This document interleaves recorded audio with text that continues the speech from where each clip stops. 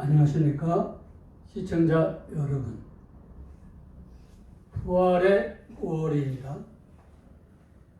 시청자 여러분과 가정과 섬기시는 교회와 사역에 성삼위 하나님의 은총과 사랑이 충만하실 되겠습니다. 오늘 한국종교문화 함시호 목사 유튜브에서 오늘 테마가 천주교 예수회가 주도한 이승만 전 대통령 하야, 이렇게 제목을 뽑았습니다. 현재 대한민국은 장모들이 야르에 시뮬라크와 시뮬라시온에는 그 저서를 빌리지 않아도 현대사는 지금 천주교의 조작으로 인해서 진실이 숨겨지고 가상의 현실, virtual reality, 그리고 hype reality, 천주교가 만들어낸 그 역사가 실제 진실보다 사실인 것처럼 오도되고 있습니다. 특히 기독교 장로이신 우남 이승만 전 대통령 하에는 천주교 예수회가 깊숙이 관여하고 있습니다. 그것은 민주당 창설과 서강대학교 창립입니다. 두 사건으로 말미암아 이승만 대통령은 독재라는 문명을 쓰고 그 자리에서 걸어 나왔습니다. 그러면은 그것에 대해서 살펴보겠습니다. 김수환 전 추기경이 일본 조치대학에서 한 분을 만났는데 그분이 독일 출신 예수의 테오드레 게페르트 사제가 되겠습니다. 그분이 바로 예수의 그 당시에는 일본의 간부장이 되겠습니다. 그분의 지시에 의해서 1954년에서 1961년 동안 한국에 거주합니다. 그래서 그분이 만들어낸 것이 바로 예수의 창설과 동시에 정치적으로는 민주당을 창립하고 또 교육적으로는 서강대학교를 창립하면서 끊임없이 1954년에서 1961년 대한민국에서는 가장 중요한 시기입니다. 반정부 활동을 하게 전개시킴으로 인해서 이승만 대통령은 하야할 수밖에 없었습니다. 그것은 그대의 말씀을 드리겠어요. 끊임없이 이 테오드레 게페르트 예수의 사제는 우남 이승만 박사를 만납니다. 왜? 잘 서강대학교 허가가 떨어지지 않기 때문이죠. 여러 가지 애쓴 결과로 인해서 1955년에 예수의 지부가 한국에 설립됩니다. 그게 대한민국의 현대사의 비극입니다. 그리고 나서 1956년에 김수환 전 추기경은 독일로 밀스대학으로 유학을 떠납니다. 이렇게 예수회와 특히 게페르트 사제와 김수환 전 추기경은 일본뿐만 아니라 대한민국에 와서도 깊은 인연을 맺습니다. 그리고 1955년 바로 예수회가 세워지고 나서 9월 달에 민주당이 창설됩니다. 자, 그 예수회는 왜 존재합니까? 수없이 말씀드렸다시피 예수회가 창설된 목적은 기독교를 이 땅에서 말살시키는 것입니다.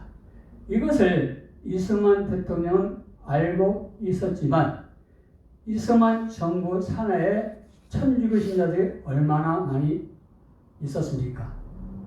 여하간 그들 때문에 예수회가 인가를 받고 또 서강대학교가 창립이 됩니다. 그러면은 예수회가 민주당을 창설하고 서강대학교를 창립한 목적이 뭡니까? 앞에서 말씀드렸다시피 우리 기독교인들은 일제시대 때 다 독립운동가입니다. 그것도 정말 이 조선을 사랑한 사람이에요.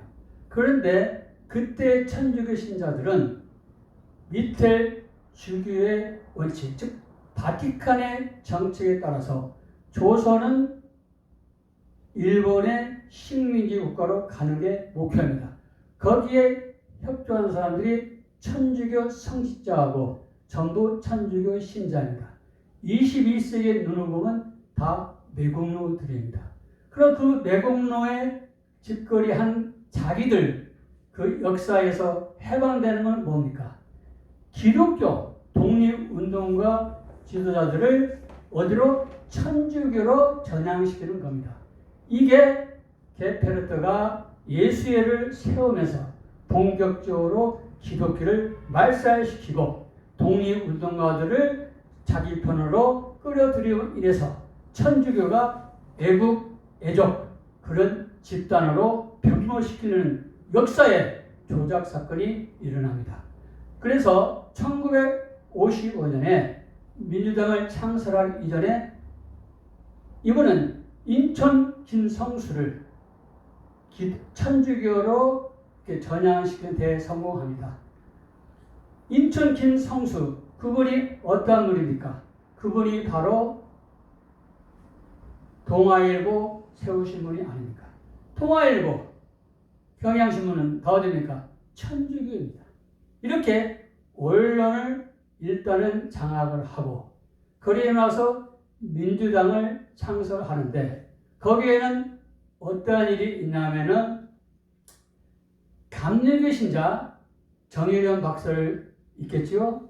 또 불교 신자 이철순이가 있는데 그것을 신파라고 이야기합니다. 그렇죠? 장면을 중심으로 해서 이 민주당을 창설할 때 그게 천주교 계통입니다. 천주교 계열은 다 신파라고 합니다.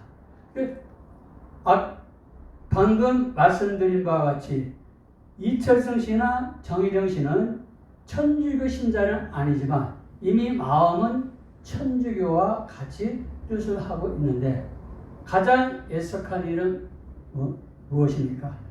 박순천 그 독립운동가가 있습니다. 여걸입니다.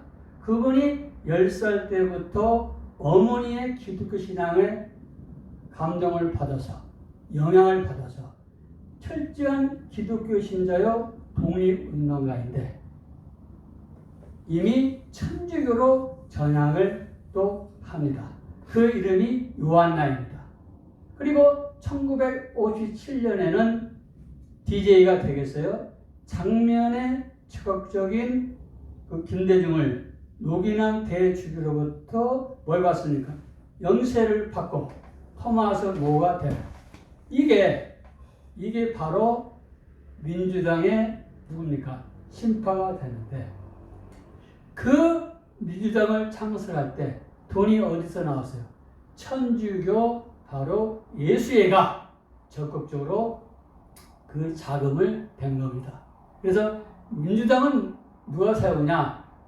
바로 천주교에서 세운 정당이 되겠어요. 다행히 그 당시에 구파가 있어요. 민주당 창설할 때 그 구파는 윤보선 대통령이 계시고 또한 우리가 장로계 조병옥 박사가 계시는데 그 조병옥 박사는 그 아들이 차남이 조순영이십니다. 그분이 후에 천주로 갑니다. 몸은 조병옥 박사님은 기독교인이지만 마음은 이미 천주교로 갔어요. 여기서 중요한 인물 두 분만 말씀드리겠어요. 끝까지 기독교 신앙을 유지한 누군가 윤보선 전 대통령과 그리고 김영삼 전 대통령입니다. 김영삼 전 대통령은 장난 박사가 천주교로 오라는 여러의 종교 활동이 있음에도 불구하고 거기에 가지 아니하고 끝까지 기독교로 남아 있었어요. 그렇기 때문에 이 대한민국이 존재하는 겁니다. 그러면은 많은 사람들은 그래요. 민주당 창설은 거기에서 비롯된 것이 아니라 바로 초대 대통령 중임 제한을 없애려고 4.4 5.18 사건 때문에 일어난 거다. 그때 203명의 재적 의원 3분의 2 이상이 돼야 초대 대통령 한해에서는 중임 제한을 없앤다고 하는데 그게 135.33이 되겠어요. 그 33을 반원임을 할 때 그걸 생략하냐 올리냐는 것은 지금 눈으로 보면 135명으로 할 수도 있고 136명으로 할 수가 있어요. 그렇게 그게 큰 사건이 아니에요. 왜냐? 1948년에 대한민국이 세워졌습니다. 그러면 1955년이면 몇 년이에요? 7년뿐이 안 돼요. 자, 미국의 역사를 보겠어요. 조지 워싱턴이 초대 대통령을 했을 때 1789년 4월 30일이 되겠어요. 그러자 1789년 5월 5일에 프랑스 대혁명이 일어납니다. 그래서 8년 조지 워싱턴이 재임하는 기간 동안에 끊임없이 프랑스 나라에서는 대혁명이 일어나고 있기 때문에 주위에 있는 사람들이 삼선을 하라고 하지만 역사의 무게에 짓눌려서 삼선을 하지를 못해요. 많은 사람들은 그것을 보고 자유민주주의의 초석이다. 그래서 미국의 건국의 아버지라고 불릴 수가 있다. 이렇게 칭찬을 합니다. 물론 미국 사람들은 그렇게 할 수 있지만 우리의 눈으로 보면은 프랑스 대혁명의 역사가 있기 때문에 그 사건을 말미암아 자기의 생명의 위험을 깨닫고 8년만 한 겁니다. 근데 무슨 일이 있었습니까? 프랭클린 루스벨트 대통령이 1933년에서 1945년 4월 10일 제2차 세계전이 1939년에서 9월 1일입니다. 1945년 9월 2일에 끝나는데 몇 년입니까? 제2차 세계대전 종료되기 이전에 5개월 전에 돌아가셨는데 이번은 2차 세계대전이 있었고 그 이전에 1929년에서 39년에 그렇죠? 대공황의 역사가 있어요. 이번은 사선을 했어요. 자, 그러면은 조지 워싱턴이 1789년이고 이분은 1939년이 33년이 되겠어요. 그러면 연도 차이가 150년 나옵니다. 150년 그 민주주의를 실험하면서 1951년에 수정헌법 22조에 의해서 삼선 금지가 그때 비로소 제정이 돼요. 거의 몇 년입니까? 1951년입니다. 그러니까 1789년에서 1951년이요. 무수한 세월이 흐르고 나서 비로소 삼선을 금지를 하는데 대한민국은 1948년에 민주주의의 옷을 입고 겨우 아기 젖무는 시간 7년도 안 돼요. 그 기간에 4.4 5.18으로 이 운한 이스만 정권에다 독재를 한다고 수없이 반정부 활동을 한 사람이 누군가? 천주교 예수회가 주도를 한 겁니다. 세계사적인 그 역사면에서 보면 운한 이스만 박사는 독재자가 아닙니다. 왜요? 똑같잖아요. 우리도 6.25 전쟁이 일어났습니다. 그리고 독립한 지가 얼마나 됩니까? 프랭클린 루스벨트 대통령보다 우리가 더 심각해요. 좀 그렇게 표현하면은 죄송하지만 운한 이스만 박사님이 돌아가실 때까지 해도 돼요. 왜? 그 사람은 미국의 최고의 명문 하버드 프린스턴 박사 아닙니까?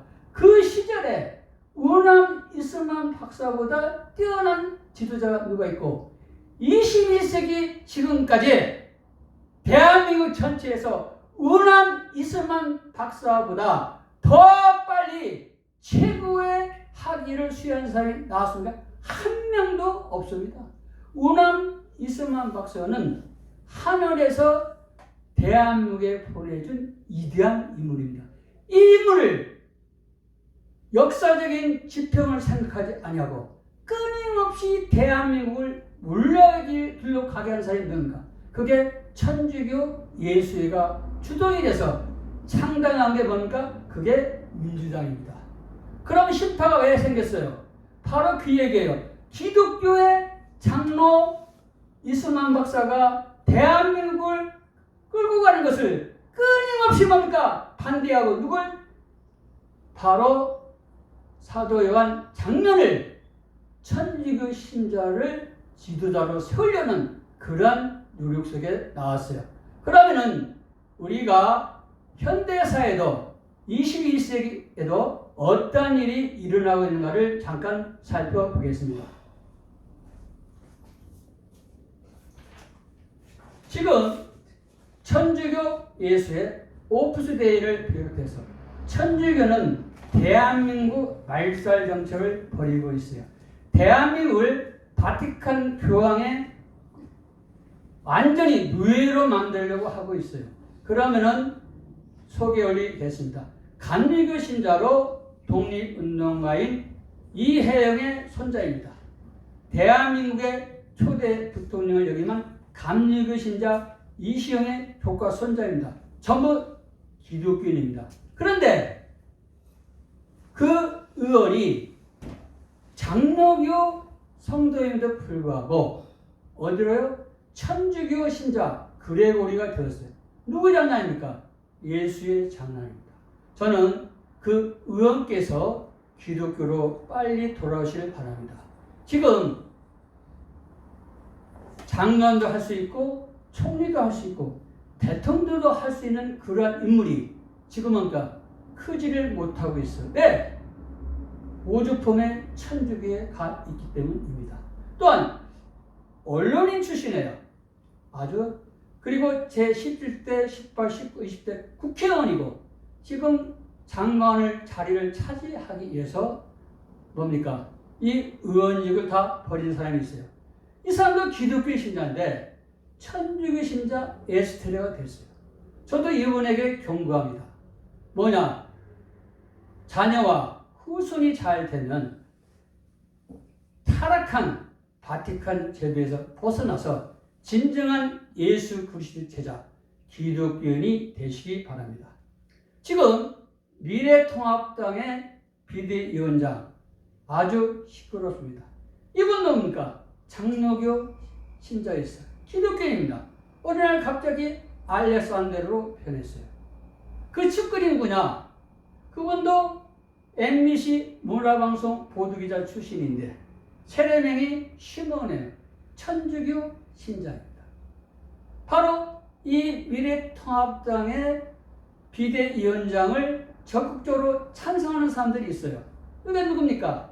천주교 신자 베드로 심 의원이 있고 천주교 신자 사비오 정 의원이 있고 천주교 신자 스테파노 권 의원 등등이 천주교 신자 전체가 바로 알렉산데라는 세례명을 가진 그분을 비대위원장으로 환영하고 있습니다. 기독교인 정치인들은 이걸 말려야 됩니다. 잘못하면 대한민국은 다시 한번 말씀드리는데 바티칸의 노예국가로 전락하고 그러면은 어느 나라가 됩니까? 바로 필리핀이나 남미로 갑니다. 또 지난번 당 대표가 황 대표입니다. 그분은 친내교 기독교입니다. 근데 주위에 이분을 놔둡니까? 천주교 신자 아셀라 나 의원은 엇박자를 많이 냈어요.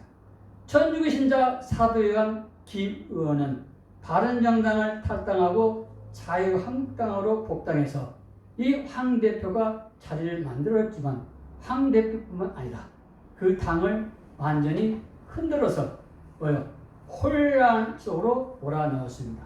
또 천주교 신화 스타니슬라우라는 한 의원이 있는데 이분은 같이 성균관대학교 동문입니다. 이분은 어떻게 했어요? 황 대표를 자꾸 흔들었어요. 이게 누구니까? 다 천주교 신자입니다. 지금 여당은 이미 천주교 예수의 오프스데이 회원으로 꽉 차서 이미 대한민국을 바티칸 뉴욕으로 만들고 또 중국의 이소문과로 만들려고 이미 작정하고 있습니다. 그래서 우리는 거기 여당에는 아무 말을 안 하겠어요. 자, 그러면은 또 비대위원장이 말을 해요. 40대를 차기 대통령을 뽑겠다. 여기 35세인 천주교 신자 안드레아가 있어요. 이 의원인데 박근혜 퀴즈인데 잘못 골랐어요. 왜? 이 사람도 천주교 앞자리 노릇을 할 수밖에 없어요.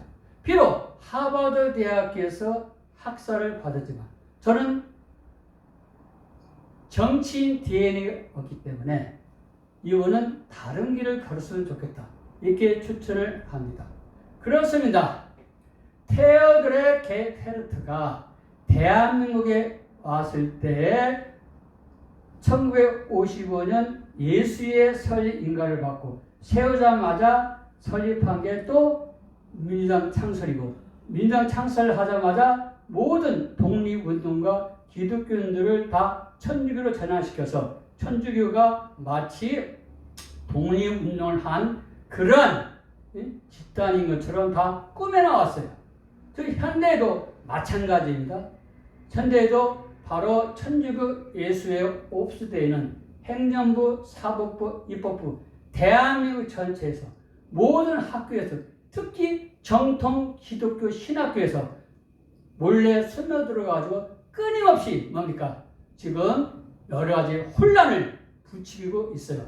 그래서 많은 사람들을 그거를 빨갱이 우리가 공산당 이렇게 하는데 그게 아니라 천주교 바로 예수예요. 그렇죠? 우리가 오프스데이의 회원들이라고 보면 됩니다. 다음 두 번째는 서강대학교를 창립을 했는데 이게 이제 운한 이서만 박사는 결국에는 뭐냐? 테오드레 게페르트 이분을 제안을 받아들여서 하야의 길을 걸은 사람이에요. 왜 그러냐? 서강대학교가 1960년 4월 18일 날 세워지고 그 다음날 4.19가 터졌어요. 누가? 예수회가 만든 겁니다. 운한 이서만 박사는 1960년 4월 28일 그렇죠? 하야를 했어요. 그러자마자 1960년 8월 19일 날 누가요? 바로 사도 요한 청년 천주교 신자가 대한민국의 지도자가 되었어요.